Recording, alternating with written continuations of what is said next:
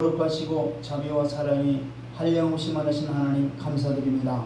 오늘 거룩한 아버지 하나님 날을 맞이해서 구속받은 백성들 함께 모여 아버지 앞에 아버지 하나님 성호를 찬송하며 찬양하며 하나님께 영광 돌릴 수 있는 은혜의 복된 시간 주신 것 감사드립니다. 아버지 앞에 온전히 드려지는 예배가 될 수 있도록 신령과 진정으로 예배게 하여 주옵시고 거룩한 산 제물로 드려지는 예배가 되게 도와주시옵소서. 이 시간도 온전히 진리 가운데로 인도해 주시고 은혜를 베풀어 주시옵소서. 성령께 의탁하오며 예수 그리스도의 이름으로 기도드려나이다. 아멘. 오늘은 방금 봉독한 말씀을 중심으로 새 언약 백성들이요 하나님을 경외하라는 제목으로 함께 은혜를 나누고자 합니다. 따라하시길 바랍니다. 새 언약 백성들이요 하나님을 경외하라. 네, 새 언약 백성인 우리가 이 땅에서 해야 할 일은 하나님을 경외하고 이웃을 사랑하고 또한 하나님이 지으신 모든 피조 세계를 잘 관리하는 청지기 직분을 감당하는 것입니다. 하나님이 창조하신 에덴 동산은 인간이 살기에 부족함이 없이 모든 것이 잘 갖춰진 아름다운 동산이었습니다. 그리고 하나님의 형상으로 지음받은 인간은 하나님의 말씀을 먹어야 살 수 있도록 만드신 것입니다. 인간의 조상인 아담에게 처음으로 이 말씀을 주셨습니다. 창세기 2장 17절 말씀.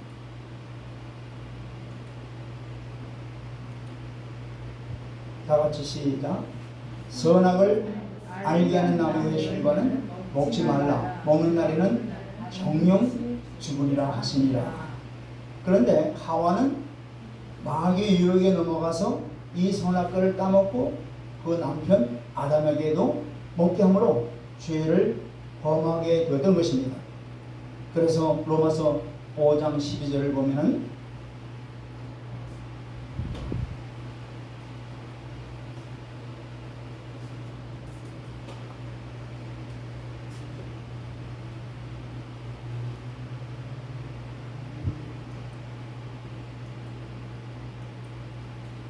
다같이 시작. 그러므로 한 사람이 사람으로 말미암아 죄가 세상에 들어오고 죄로 말미암아 사망이 들어왔나니 이와 같이 모든 사람이 죄를 지었으므로 사망이 모든 사람에게 이르렀느니라. 아멘. 아담 한 사람으로 인해서 죄가 세상에 들어와서 왕노로 됐다는 말씀입니다. 여기서 하나님의 말씀의 능력이 얼마나 오염한지를 어머니한지를 우리가 알아야 됩니다. 하나님의 말씀은 능력이 무한하신 말씀입니다. 그래서 먹으면 영생하는 생명나무로 접근하지 못하게끔 그 길을 막아버리시는 것입니다. 그리고 죄로 인해서 찾아오는 그 부끄러움과 무서움을 가려보려고 무화과나무 잎으로 가리고 숨어있는 이들에게 하나님은 찾아오셔서 가죽옷을 입혀주시죠. 그래서 이들을 임시로 그 죄의 두려움에서 벗어나게 하셨습니다. 이는 바로 어린 양 되신 예수 그리스도께서 오셔서 대속의 피를 흘려서 인류의 죄를 사해 주시겠다고 하는 그것의 예표가 바로 뭐냐, 무화과나무 잎 대신에 바로 가죽옷을 입혀주시는 그 일이 바로 주님이 오셔서 우리의 모든 죄를 대속해 주신 그 예표를 말씀하는 거예요. 그러니까 피 흘림 없이는 죄사함이 없는 하나님의 절대법을 지금 말씀하고 있는 겁니다. 이에 하나님께서 범죄한 이들을 에덴 동산 쪽 동쪽의 그 롯 땅으로 쫓아내시면서 앞으로 인류의 죄를 위해서 죄를 해결할 여인의 후손을 보내주실 것을 약속하고 계시죠. 창세기 3장 15절 여인의 후손을 보내주시겠다는 약속. 이게 최초의 복음이죠. 원시 복음이라죠. 그리고 그곳에서 아담에게 형에게서 죽임을 당한 아벨 대신에 아들 셋을 주심으로 그 셋의 후손들이 하나님을 섬기게 되었던 것입니다. 이제 많은 시간이 지나면서 가인의 후손들과 셋의 후손들이 뒤섞여 하나님의 명하신 말씀을 따라 살지 아니하고 육신에 원하는 삶을 살아감으로 인해서 끝내 노아의 홍수의 심판을 받게 되는 것이죠. 그때 바로 당대의 은혜를 입은 자가 노아입니다. 그래서 노아와 그의 식구 8명 이외에는 온 인류가 물로 심판을 당하게 되는 것이죠. 또 그래서 노아의 후손들은 역시 하나님의 뜻을 모르고 신할 땅에 이르러서 바벨탑을 쌓고 하나님을 대적하면서 지면의 흩어짐을 면하자 하고 하늘 높이까지 탑을 쌓아 인간의 이름을 높이 내고자 하면서 하나님의 뜻에 정면 도전하는 그 모습이 창세기 11장에 나오고 있습니다. 이들은 하나님께서 이 인간들을 만드실 때 온 세상 흩어져서 하나님이 이 모든 창조한 피조물들을 다 관리하고 번성하고 충만하게 하라는 것이 하나님의 뜻이에요. 그런데 이들은 뭐예요? 노아의 홍수를 겪고 난 다음에 다시는 우리가 흩어짐을 면하고 또한 그 홍수 같은 것이 오더라도 우리는 탑을 높이 쌓아가지고 이제 우리 힘으로 이 세상을 살아가 보자고 하는 궁극적으로는 하나님을 대적하는 행위죠. 사실 그런 일을 하고 있었던 것이죠. 그러나 그런 가운데서도 하나님의 긍휼과 자비와 은혜를 베풀어 주셔서 고대 메소포타미아 지역의 갈대 우르라는 곳에 살고 있던 아브라함을 부르십니다. 갈대 우르라고 하는 곳은 바로 우상을 달이라고 하는 우상을 숭배하는 아주 그 당시에는 그 근동 지방이 다 우상으로 아주 만연된 세상이었어요. 그 가운데 아브라함을 부르시죠. 그 아브라함에게 약속을 해주세요. 너희는 본토 친척 아비 집을 떠나 내가 지시할 땅으로 가라. 그러면서 아브라함을 하나님이 선택하세요. 보세요. 창세기 12장 4절.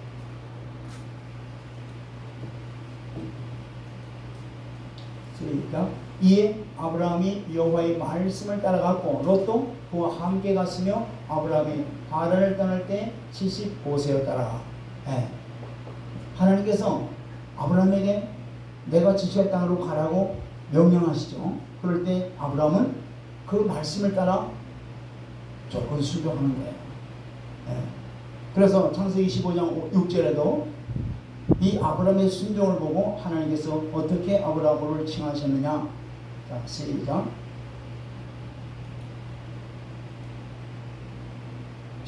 아브라함이 여호와를 믿으니 여호와께서 이를 그의 의로 여기시고.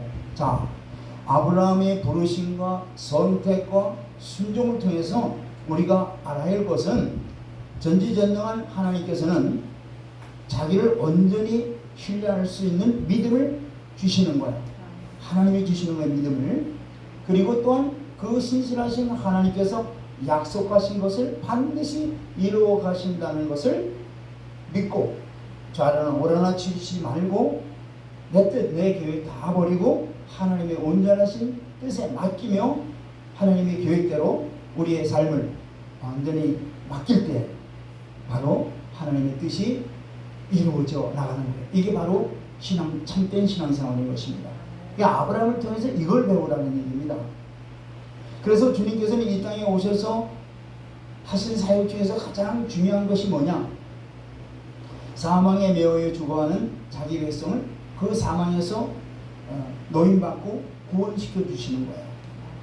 십자가로 죄를 대속하시고 부활로 사망 권세를 이기시고 다시는 사망의 왕노릇하지 못하게 하는 것, 이 일이 이 땅에 오셔서 하신 일 중에 가장 큰 일이죠. 그런데 이 하나님은 하나님의 동역자로 세우실 때 반드시 약속을 주십니다. 약속을 통해서 일을 하시는 거예요. 그래서 하나님이 아브라함을 갈대 우르에서 가나안 땅으로 이끌어내시고 이 땅을 네게 주어서 소유로 삼게 하겠다고 말씀하시니까 아브라함이 내가 이 땅을 소유로 받을 것을 무엇으로 알리까 하고 이제 묻습니다.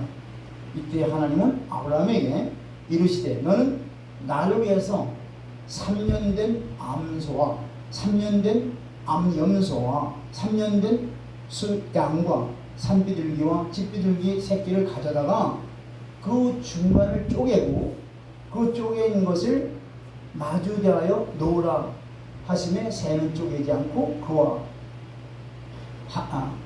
그렇게 할 때 바로 이제 아브라함의 깊은 잠이 임할 때에 하나님은 아브라함에게 네 후손이 400년 동안 이방에서 개개되어 있을 때 네 민족이 섬기는 그 나라를 내가 징벌할 것이고 너희는 그곳에서 많은 재물을 가지고 이 땅으로 올 것이다. 즉 벌써 이스라엘 민족이 지금 생기기도 전에 출애굽 사건을 얘기하고 있는 거예요. 이스라엘 백성들이 애굽에 종살이하고 있는 것을 지금 예언하고 있는 겁니다. 그리고 그 400년이 이제 출애굽을 시켜서 이제 하나님께서 아브라함에게 약속한 이제 가나안 땅으로 다시 보내주시겠다고는 약속을 하시는 거예요. 왜 이렇게 하시느냐? 이렇게 하는 것은 바로 이 가나안 땅의 아모리 족속이 가장 죄를 좀 많이 짓고 있거든요. 그래서 그 족속들이 죄를 회개하고 또 아브라함의 후손들이 그들과 함께 살면은 죄의 오염이 되지 않습니까? 그래서 그들을 애굽의 다른 구별된 지역에 옮겨주고 그 다음에 이 가나안 땅은 아모리 족속들이 회개할 기간이 바로 400년이라는 얘기예요. 그렇게 벌써 이미 미리 예언하시고 말씀하시는 거예요. 그리고 이스라엘 백성들의 그 차지할 영토가 어느까지냐고 말씀하시냐면은 애굽 강에서부터 저 유브라데 강까지라고 말씀하고 있어요. 애굽 지금 여기 칠판에 보다시피 이 애굽 강은 어디냐면은 이제 시나이 반도의 중간에서 흐르는 저기 배해에서 즉 지중해에서 이제 이 시나이 반도로 흐르는 강이 애굽 강이에요. 거기서도 저기 유브라데는 저 티그리스 강과 유브라데스 강 그것이 이제 메소포타미아 지역이죠. 그 강 중에 유브라데 강까지가 이스라엘 영역이 된다는 얘기예요. 그런데 이스라엘 역사 중에서 이 애굽 강에서 유브라데 강까지 차지한 적이 있습니까? 없어요. 이것은 뭘 의미하느냐? 바로 이것은 이제 앞으로 올 메시아가 오셔서 그리스도 나라를 통치하시오 그리스도의 나라에서 이루어진 이스라엘 민족의 영역 그 지역이 이 정도에까지 된다는 것을 미리 말씀하시는 거예요. 자, 이렇게 약속을 하시고 그때 아브라함은 어떻게 돼요? 잠을 들게 하세요. 아브라함이 잠을 들고 있을 때 이제 그 횃불이 쪼갠 사이로 쭉 지나가죠. 그러니까 아브라함은 여기 언약에 참여를 하지 못한 거죠. 사실 어떻게 보면 잠자고 있는 사이에 이 횃불이 즉 하나님이 횃불을 쭉 지나게 함으로 인해서 어디에 이 언약이 성취됐다는 것을 언약이 지금 맺어졌다는 것을 말씀하고 있는 거예요. 이건 궁극적으로 뭘 의미하느냐? 사실은 연약한 인간은 하나님과 맺는 언약을 언제나 다 지킬 수 없어요. 그렇기 때문에 하나님께서 이 언약을 지켜주시겠다고는 은혜를 말씀하는 겁니다. 은혜. 그래서 궁극적으로 이 언약한 이 말씀대로 이들이 이루질 못함으로 하나님께서 궁극적으로 그 아들 예수 그리스도를 통해서 피를 흘려주시는 거예요. 이 언약을 성취시켜 주시는 거다.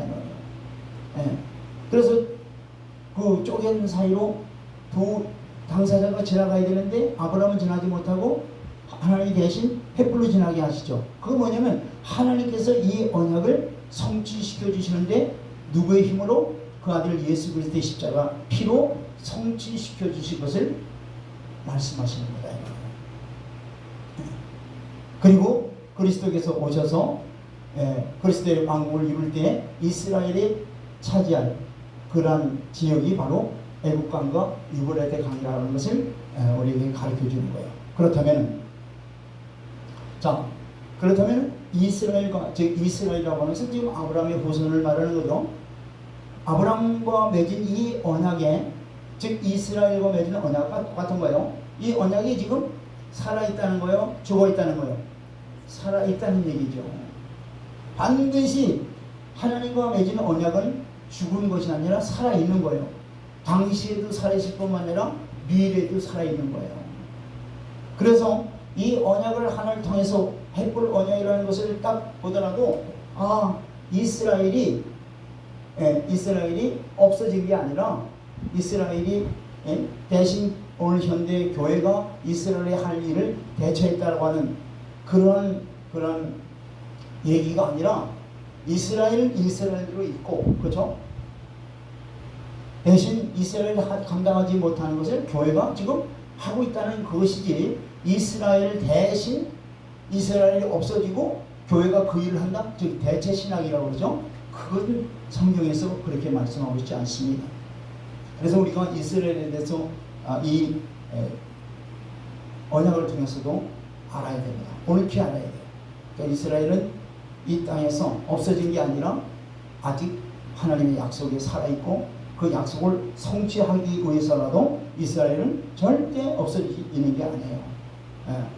현재도 미래도 이스라엘은 하나님의 예언의 말씀을 다 성취해야 될 나라이기 때문에 약속은 살아있고 이스라엘은 살아있다는 사실을 우리가 알아야 되겠습니다. 자, 그래서 이 아브라함과 맺은 언약의 내용 중에 400년 너희 민족이 400년 동안 외국에, 그죠? 나그네가 된다 그랬죠. 그걸 성취하기 위해서 어떻게 해요? 이스라엘 족속 중에 제일 먼저 애굽으로 내려간 자가 누구예요? 요셉이죠. 요셉은 형들의 미움을 받아서 애굽으로 내려갔다 하지만, 팔려갔다 하지만은 사실은 뭐예요? 하나님이 그렇게 다 예언한 말씀대로 이루기 위해서 그들을 어떻게 돼요? 허락한 거죠. 사람들이 봤을 때는 그 요셉의 형들의 미움을 받아서 요셉이 팔려간 걸로 보이지만은 궁극적으로는 하나님께서 그 역사를 뒤에서 약속한 대로 이루어 가시는 거예요. 그렇기 때문에 이 지금 요셉의 애굽으로 팔려간 이 사건 하나만 보더라도 우리는 역사는 하나님이 주관하신다는 사실을 알아야 되는 거예요. 저 여러분들의 삶 속에 여러분들이 뜻하지 않은 어떤 인생길을 걸어갈 때도 있고, 또 내가 계획한 대로 걸어갈 수 있고 막 그렇지만은 궁극적으로 봐서는 전부 다 우리의 발걸음을 하나님께서 다 미리 다 예정하시고 인도하신다는 사실을 여러분들 아셔야 돼요. 이게 바로 예언, 이게 바로 이 장로 칼빈이 말하는 예정입니다, 사실. 그러나 그 예정은 우리가 알지 못해요. 다만 우리가 지나간 다음에 이래서 하나님이 이렇게 하셨구나, 이게 뒤에 가서 알게 되는 부분이지. 그렇기 때문에 우리의 앞길은 전부 다 하나님이 주관하신다는 사실 또한 여기서 깊이 깨달아야 돼요. 자, 이와 같이 이제 하나님이 주관하셔서 이제 애굽으로 팔려간 이 요셉이 하나님의 섭리로 거기에 그 대제국의 국무총리가 되는 거죠. 이건 인간의 힘으로 할 수 없는 거 아니에요? 하나님이 이 일을 하게 하신 거예요. 이 국무총리가 되니까 어떻게 돼요? 그 아버지 야곱과 그 형제들이 다 이제 애굽으로 어떻게 이민을 가게 되죠. 초청 이민이죠. 그래서 그 내려간 숫자가 70여 명이라고 출애굽기 1장에 아마 기록하고 있죠. 이제 그런데 이제 요셉과 또 그 요셉을 알고 있는 그 애굽 왕이, 바로 왕이 세상을 떠날 때는 어떻게 돼요? 떠난 이후로는 이스라엘 백성들이 선대를 받겠어요? 천대를 받겠어요? 천대를 받게 되죠. 그 이후부터는 이스라엘 백성들은 어떻게 돼요? 노예 생활을 하게 되는 거예요. 그 노예 생활을 하니까 그들이 어떻게 돼요? 이제 하나님을 찾게 되죠. 그들의 조상이 하나님이잖아요. 하나님께 다 부르짖습니다. 이 어려움 노역에서 우리를 해방해달라고, 구원해달라고 그때 하나님이 보내준 인물이 바로 모세죠. 그래서 모세를 통해서 이들을 구원해내시죠. 자, 이것도 보면 전부 다 하나님이 약속한 대로 이루어지는 거죠. 이들이 나올 때 어떻게 돼요? 애굽에서 많은 물질을 가지고 나오게 되잖아요. 이것도 하나님이 약속한 대로, 예언한 대로 그대로 다 이루어지는 거예요. 그래서 모세를 통해서 이스라엘 백성들이 이제 가나안 땅으로 약속의 땅, 이 약속은 바로 아브라함에게 준 약속의 땅이죠. 이제 이곳으로 가는데 가운데 중간에 시내산에 이들이 머무르게 되죠. 이것도 하나님의 백성들을 하나님의 백성답게 하나님 나라에서 살기 위해서는 뭐냐? 반드시 하나님의 말씀과 하나님의 법이 필요한 거예요. 그래서 시내산에서 바로 모세를 통해서 하나님의 백성들이 먹고 살아야 돼. 법을 주시잖아요. 말씀을 주시잖아요. 그래서 그 말씀을 주시고 어떻게 계약을 하죠. 약속을 하잖아요. 그것이 바로 시내산 언약이에요. 시내산 언약 속에는 십계명을 비롯한 여러 가지 하나님의 백성들이 살아가야 될, 또 하나님과의 관계, 이런 모든 율법이 다 기록되어 있죠. 그런데 아주 특이한 것은 뭐냐면은 이 율법 속에는, 이 지금 언약서 속에는 이제 십계명과 여러 계명들이 다 있는데, 요 율법서 앞에나 뒤에 반드시 뭐가 있냐면은 우상 숭배를 하지 말아라. 처음에 기록할 때 바로 앞에, 또 맨 나중에 기록하고 난 다음에 뭐라고? 우상 숭배를 하지 말라. 반드시 앞뒤로 적혀 있어요. 이게 특징이에요. 그러니까 이게 무슨 말이냐면은 하나님께서 왜 이 언약을 맺을 때 오직 이 언약의 내용은 뭐냐면 하나님을 올피해 섬기라는 얘기예요. 하나님만 섬기라는 거예요. 이게 바로 하나님의 백성들에게 맺는 언약의 그 내용입니다. 그렇다면 뭐예요? 우상 숭배가 가장 뭐예요? 하나님이 제일 싫어하는 거예요. 그렇기 때문에 시내산 언약을 맺을 때에도 이 언약서 바로 앞에 뒤에 반드시 우상을 숭배하지 말아라. 나 외에는 신이 없다. 이렇게 그 항목을 반드시 적어놓고 이제 계약을 맺습니다. 이 맺을 때 그 맺는 내용을 한번 볼까요? 출애굽기 24장 3절 보시기 바랍니다. 시작. 모세가 와서 여호와의 모든 말씀과 그의 모든 율례와 백성에게 전하매 그들이 한 목소리로 응답하여 이르되 여호와께서 말씀하신 모든 것을 우리가 준행하리이다. 이제 그 내용이 있잖아요. 십계명과 여러 계명들을 다 이제 낭독하고 이들의 반응이 뭐예요? 다 우리가 지키겠나이다. 자, 6절 보겠습니다. 6절 시작. 모세가 피를 가지고 반은 여러 양푼에 담고 반은 제단에 뿌리고. 7절. 언약서를 가져다가 백성에게 낭독하여 듣게 하니 그들이 이르되 여호와의 모든 말씀을 우리가 준행하리라. 여기도 또 있죠. 이 하나님의 말씀을 우리가 다 지키겠나이다. 이제 서약을 하는 거예요, 한마디로. 그 다음에 8절. 시작. 모세가 그 피를 가지고 백성에게 뿌리며 이르되 이는 여호와께서 이 모든 말씀에 대하여 너희와 세우신 언약의 피니라. 자, 언약을 맺을 때 이 피 언약이에요. 이게 바로 피로 뿌리는 거죠. 피로 제단에, 반은 제단에 뿌리고 반은 백성들에게 뿌리는 거예요. 그럼으로 인해서 이 언약이 어떻게 돼요? 맺어졌다는 거예요. 이게 언약의 피라고 그래요. 언약의 피. 그러니까 이 피로 인해서 이 피의 의식은 바로 뭐냐? 사람뿐만 아니라 모든 물건에 이 피를 바르면 어떻게 돼요? 정결하게 되는 예식이죠, 바로. 정결하게 되는 것이죠, 바로. 그러니까 이것은 장차 인간의 모든 죄가 예수 그리스도의 피를 통해서 깨끗하게 해지는 해지는 것에 대한 그 상징의 예표에 바로 이 피 뿌린다는 사실. 이 구약에 피 뿌린다는 것은 전부 다 뭐에 대한 상징이냐, 뭐에 대한 예표냐. 앞으로 오실 메시아가 피를 뿌려서, 피를 흘려서 모든 인간의 죄를 어떻게 정결케 한다, 사해준다. 이거에 대한 예표가 바로 구약에서 나오는 전부 다 피의 얘기입니다. 그래서 이 계약을 할 때도, 언약을 할 때도 피로 언약을 하는 거죠. 그러니까 한마디로 이 지금 내용들이 다 뭐냐면은 예수님이 오셔서 이제 십자가에서 피를 흘리심으로 말미암아 지금 신의 산 언약도 성취된다는 얘기죠. 아까 여기 이제 횃불 언약도 마찬가지죠. 십자가에 피를 흘려주심으로 말미암아 그 횃불 언약도 성취된다는 거예요.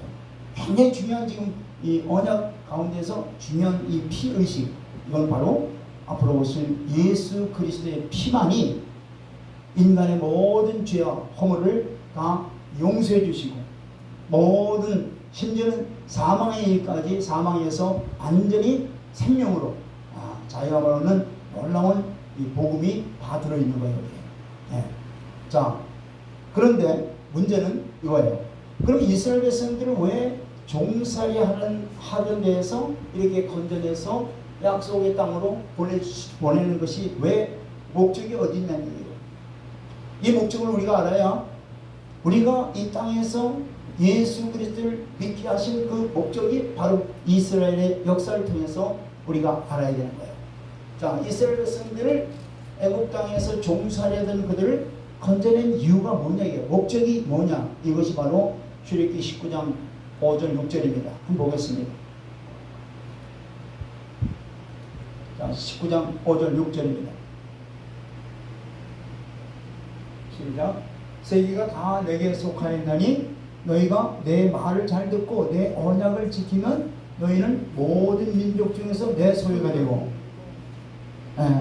번이거죠.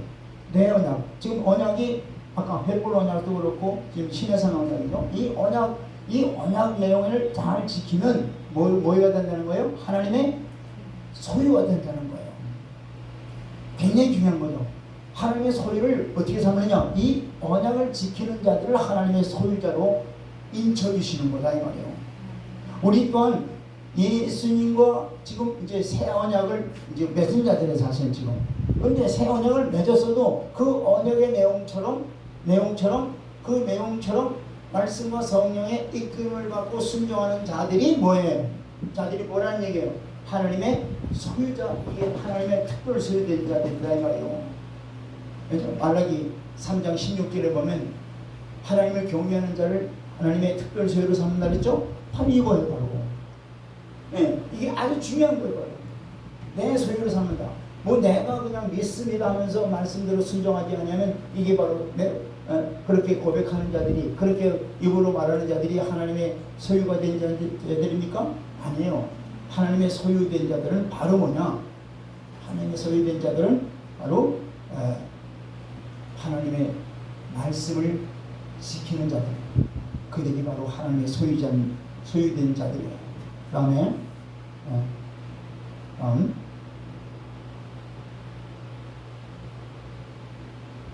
6절 보겠습니다.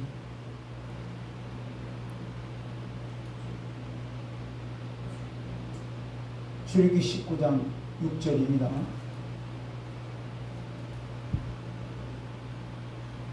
시작. 너희가 내게 대하여 제사장 나라가 되며 거룩한 백성이 되리라. 너는 이 말을 이스라엘 자손에게 전할지. 이거예요. 바로 하나님께서 하나님의 소유로 삼은 이 백성들은 뭘로 삼았다는 거예요?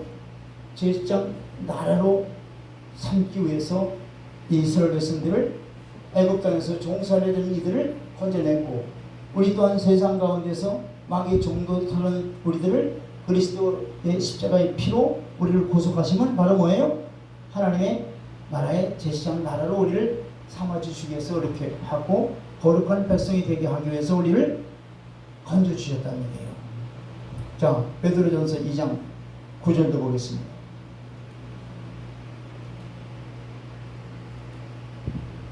베드로전서 2장 9절 시작. 그러나 너희는 택하신 족속이요 왕같은 제사장들이요 거룩한 나라요 그의 소유된 백성이니 이는 너희로 어두운 데서 불러내어 이 그의 기이한 빛을 빛에 들어가게 하신 이의 아름다운 덕을 선포하게 하려 하심이라. 아멘. 이거예요.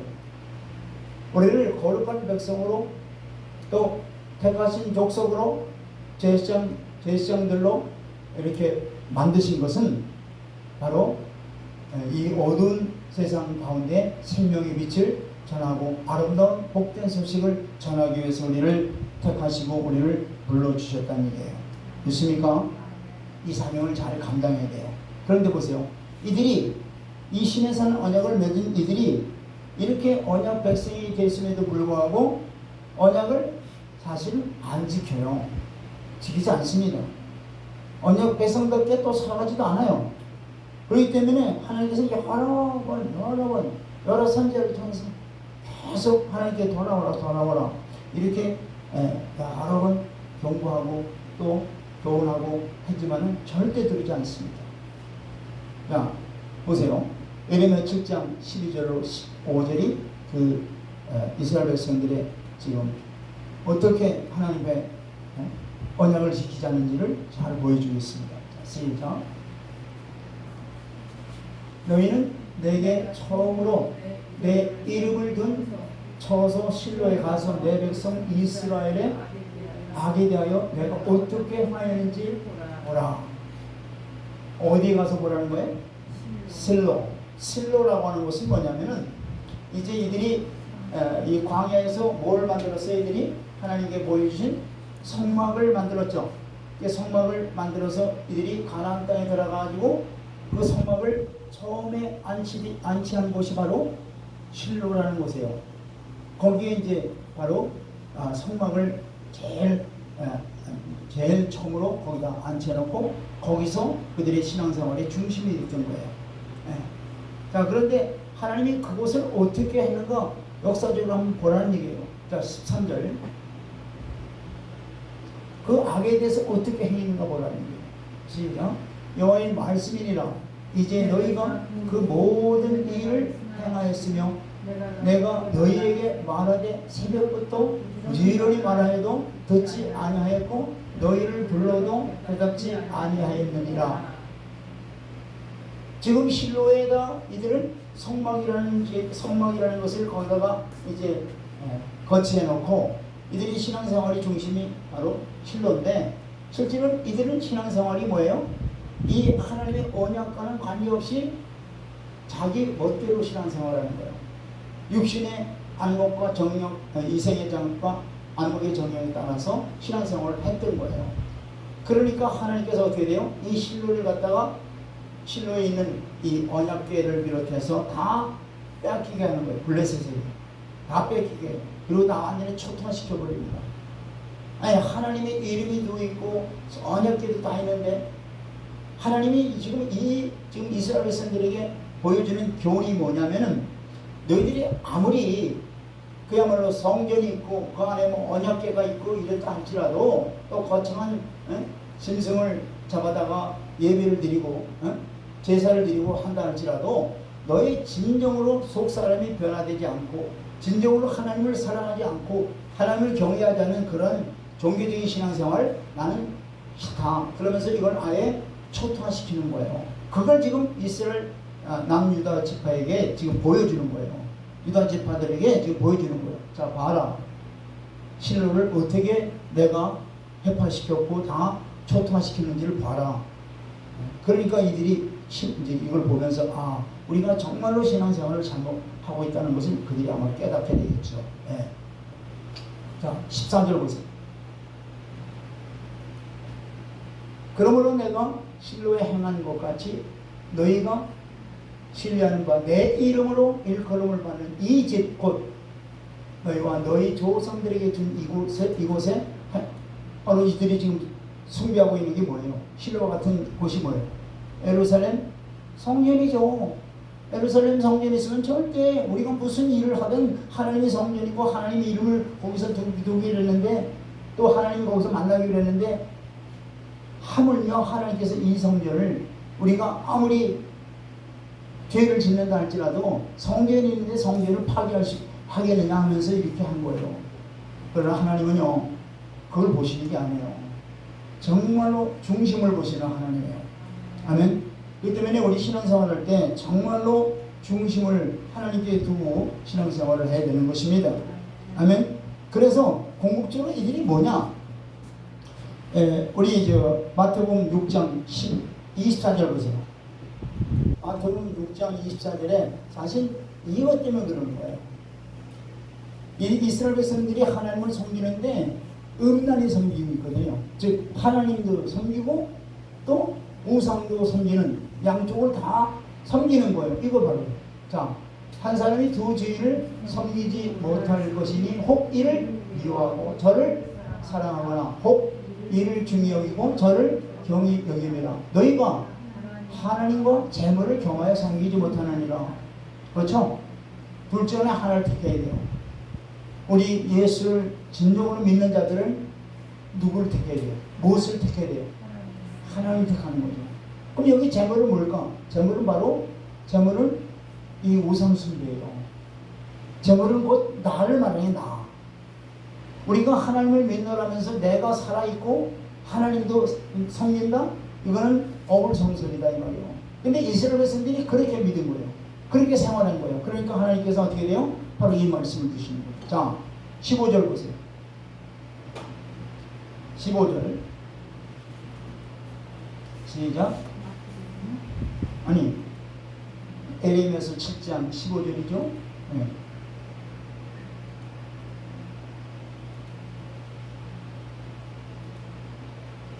내가 너희 모든 형제 곧 에브라임은 자손을 쫓아낸 것 같이 내 앞에서 너희를 쫓아내리라 하셨다 할지니라. 지금 결국은 바벨론 포로로 이제 내쫓아버리겠다는 얘기예요.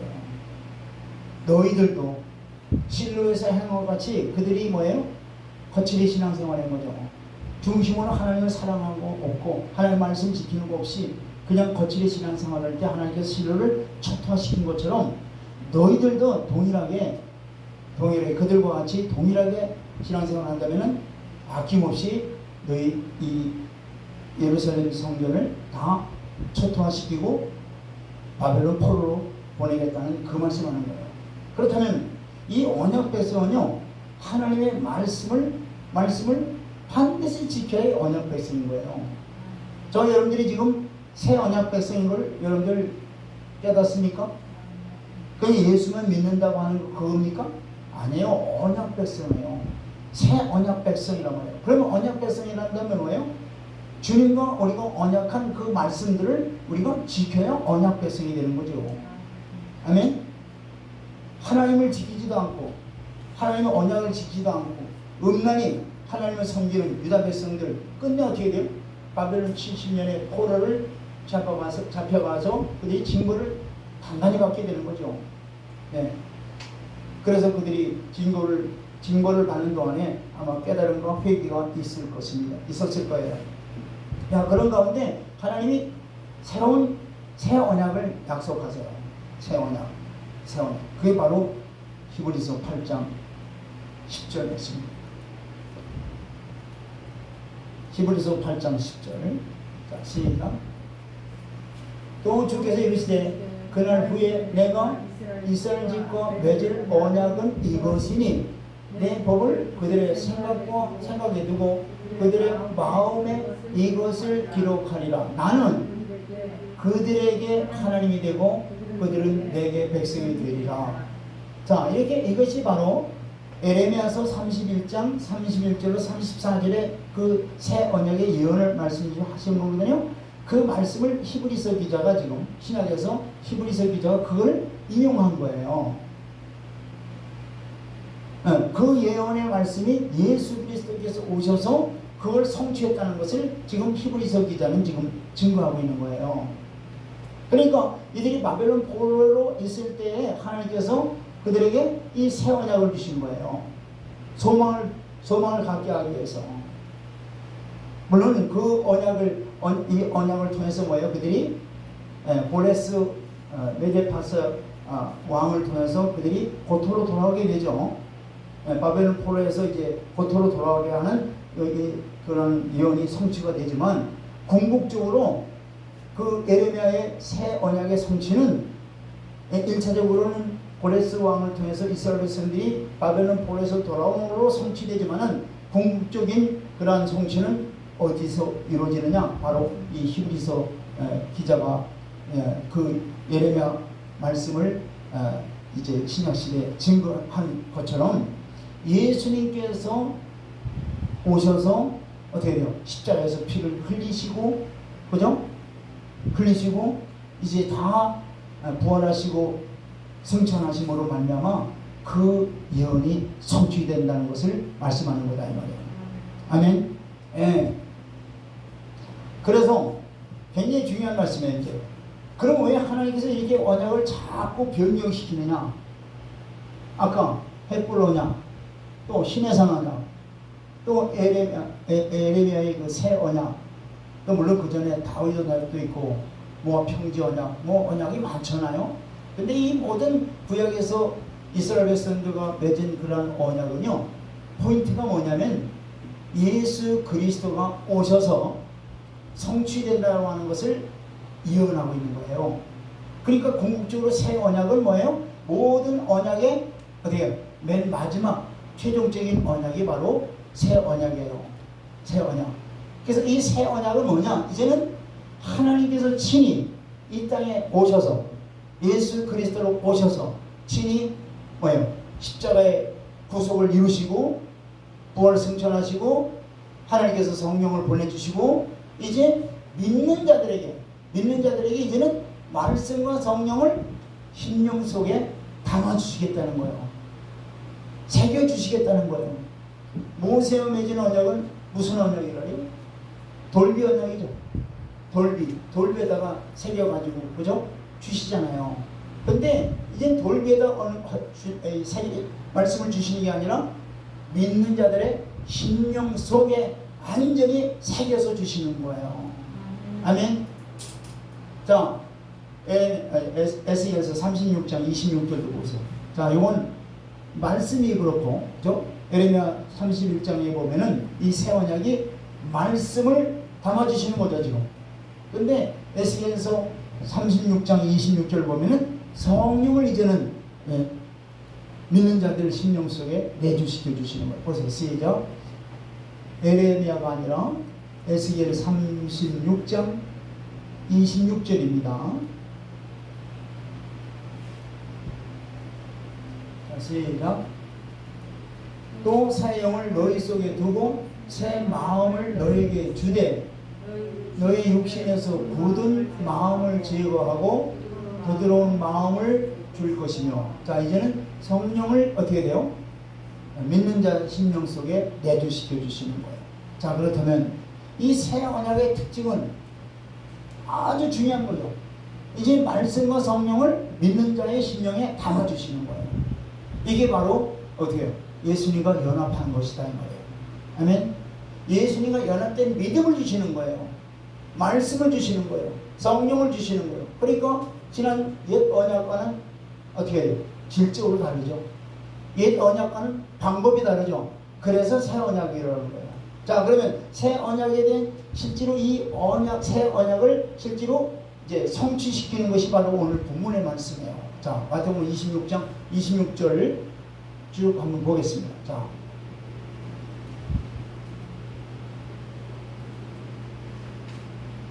마태복음 26장 26절 시작.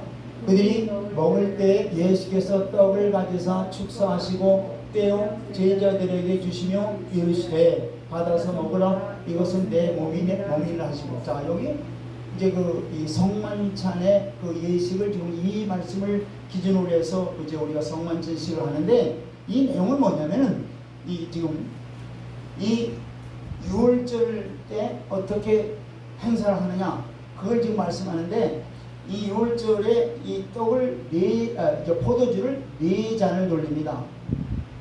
그 4잔은 어디서 나오냐? 이거예요.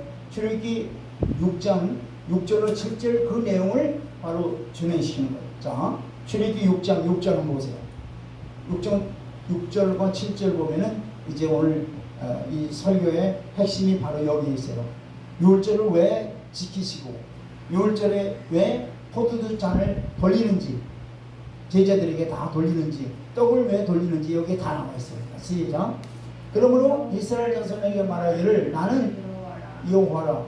내가 애굽 사람의 무거운 짐에서 밑에서 너희를 빼내며, 이거 이 애굽의 그 무거운 짐에서 하나님의 백성들을 어떻게 빼냈다. 이 빼낸 거에 대한 감사로 어떻게 잔을 돌리는 거예요. 포도주 잔을. 네, 뭐 때? 6월절 만찬 때에 포도주 잔을 돌리는 거예요. 그 다음에 그들의 노예에게서 너희를 건지시며, 이 건졌다는 거에 대한 감사로 두 번째 포도주 잔을 돌리는 겁니다. 먹게 하는 거다. 그 다음에 세 번째 뭘까요? 편팔과 어린 여러 큰 심판으로서 너희를 속량, 이거죠. 속량했다는 거에 감사해서 세 번째 포도주 잔을 돌리는 거죠. 그죠? 여기 큰 심판들은 뭘까요? 10가지 재앙이 바로 큰 심판들이죠. 예, 하나님이 능하신 편팔로 큰 심판들을 행함으로 인해서 이제 애굽의 종살이에서 건져주었다는 거예요. 그 세 번째 잔을 돌리죠. 그 다음에 네 번째 잔이 뭐냐? 자, 7절이 바로 그예요. 시작. 너희를 내 백성으로 삼고 나는 너희의 하나님이 되리니 나는 애굽 사람의 무거운 짐 밑에서 너희를 빼낸 너희의 하나님 여호와인 줄 너희가 알리라. 아멘. 여기 너희를 내 백성으로 삼았다는 거, 이거죠. 하나님 백성으로 삼았다는 것, 이것이 바로 네 번째 잔인데, 이것이 바로 이제 27절 보세요. 본문 마태복음 26장 27절 보세요.